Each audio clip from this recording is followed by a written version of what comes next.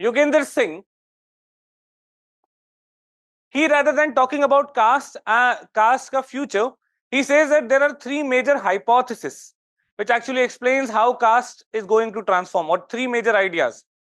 The first one is mode of production hypothesis.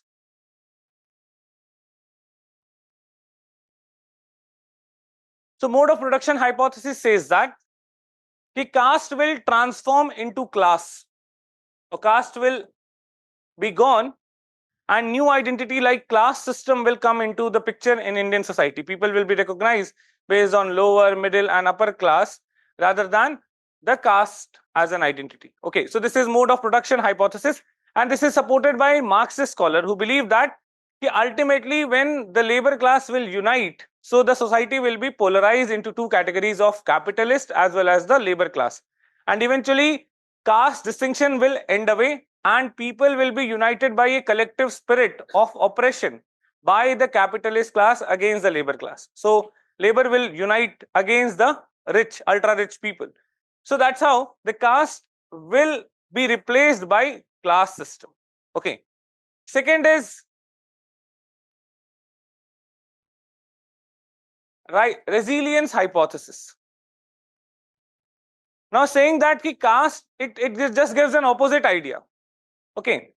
It says that ki rather than getting replaced by any other social feature, caste will become even more resilient.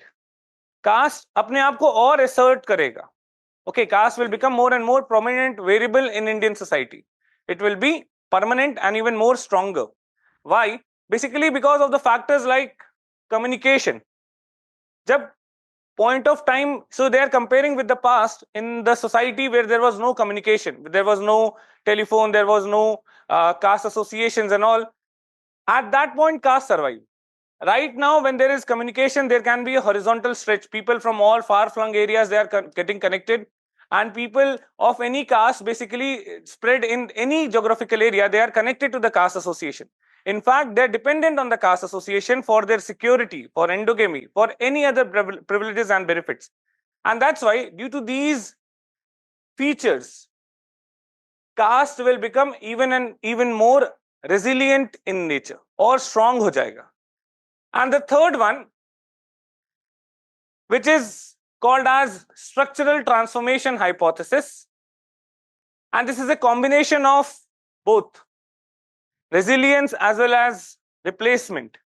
Now what does it say is that because of the modernity or because of the external factors, caste will transform itself.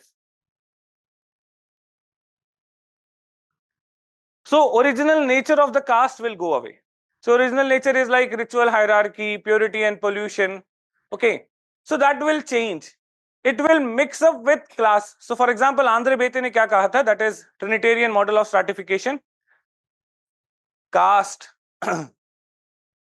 money and political power. That is paisa, power and prestige.